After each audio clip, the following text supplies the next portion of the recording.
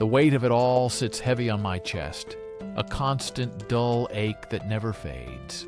A shadow follows me everywhere.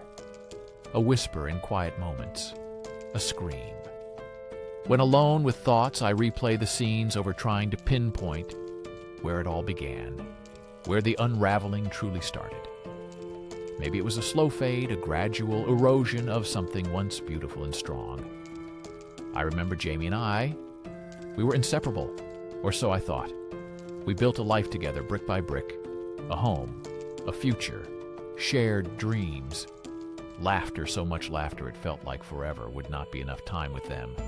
Their smile, their touch, it was my world then. Or at least I told myself it was. I believed it. I really did. But beneath the surface, something was stirring a restlessness, an unspoken desire for something more, or different. I was not sure what it was, just a nagging feeling. Something was missing, a void I could not name and could not fill with all the love Jamie gave me. Life became a routine, a comfortable, predictable rhythm that lulled me into a false sense of security. We stopped talking, really talking about our fears, hopes, deepest desires. The conversations became about Bill's work, what to have for dinner. The spark that once ignited our passion seemed to dim, replaced by a gentle warmth that was pleasant but lacked the intense heat.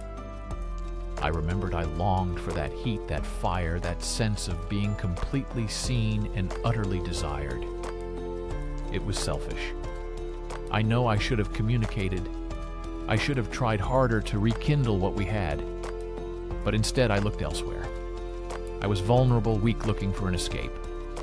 And then Sam walked into my life, unexpectedly, like a sudden summer storm. Sam was everything Jamie was not at that moment. New, exciting, dangerous, a breath of fresh air that felt intoxicating. Sam saw something in me I thought was long gone. The adventurous spirit, the spontaneous laugh, the hidden desires. Sam ignited a part of me I had carefully tucked away.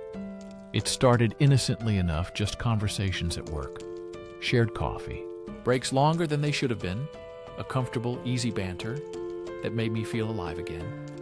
Something I had not felt in years with Jamie. It was just talking.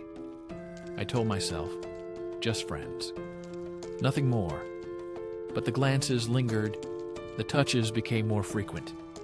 A hand brushing mine, a shared smile that held a secret meaning, a meaning only we understood. Or so I thought. The line blurred, slowly, insidiously, until I could no longer see where friendship ended and something else began. The thrill of it was undeniable, the secrecy, the stolen moments, the feeling of being wanted by someone new. It was a powerful drug, a potent elixir that made me forget the guilt, forget Jamie, forget the life I had built, and was now systematically dismantling with every lie I told, every secret I kept, every text message I deleted before Jamie could ever see it. The first time it happened, I was a mess, a cocktail of emotions, guilt, shame, exhilaration, fear. I knew it was wrong, fundamentally wrong. I knew I was hurting Jamie, betraying everything we had built, everything we promised each other. But in that moment with Sam, it felt right. It felt like I was finally breathing. After holding my breath for years, I convinced myself it was just a mistake, a one-time thing, a lapse in judgment, born of loneliness and a momentary weakness. I promised myself it would never happen again. I swore I would go home, I would talk to Jamie, I would fix things. But the lure of Sam was too strong, the escape too enticing, the feeling of being desired too addictive. I fell deeper and deeper into the lie, a rabbit hole of deceit that consumed my days and haunted my nights. I became an expert at living a double life, a master of deception, smiling at Jamie while my mind was miles away, with Sam crafting elaborate stories to explain my late nights, my sudden unavailability, my phone always on silent every day, was a tightrope walk, a delicate balance between my two worlds. I was constantly afraid of being caught, of the truth coming out of the inevitable. Pain I would inflict on Jamie, the person I supposedly loved the most, the person I had vowed to protect and cherish. I saw the sadness in Jamie's eyes. Sometimes a fleeting moment of confusion, a question unasked. But I always brushed it off with another lie, another excuse, another distraction. I was a coward, I admit it. I did not have the strength to face the truth, to admit my mistakes, to take responsibility for my actions. I preferred the temporary relief of the lie to the crushing weight of the truth. I was selfish and self-absorbed, blinded by my own desires and my own perceived unhappiness. I justified my actions to myself, rationalizing that Jamie was also partly to blame, that our relationship had issues, that I was just seeking what was missing. This twisted logic allowed me to continue, allowed me to ignore the growing chasm between my reality and my fantasy. The affair became a part of me, a dark secret that defined my waking hours and invaded my dreams.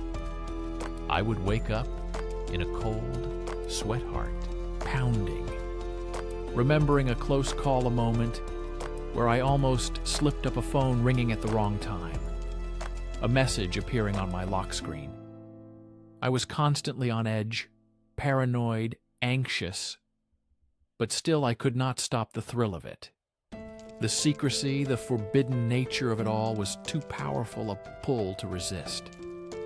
I hated myself, for it hated the person I had become, the liar, the cheat, the betrayer.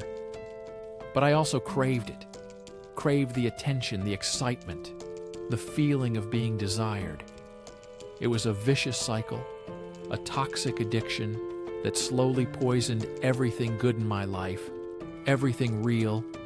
I started to resent Jamie, not for anything Jamie had done, but for the guilt Jamie unknowingly placed upon me by simply existing, by being the innocent party. In this elaborate charade, I built a wall around my heart, around my true feelings, making it impossible for anyone to get close, especially Jamie. The breaking point arrived, not with a bang, but with a slow, agonizing whimper. I think Jamie knew deep down they just did, not want to admit it. The signs were there, too many to ignore: the late nights, the distant stares, the sudden emotional unavailability.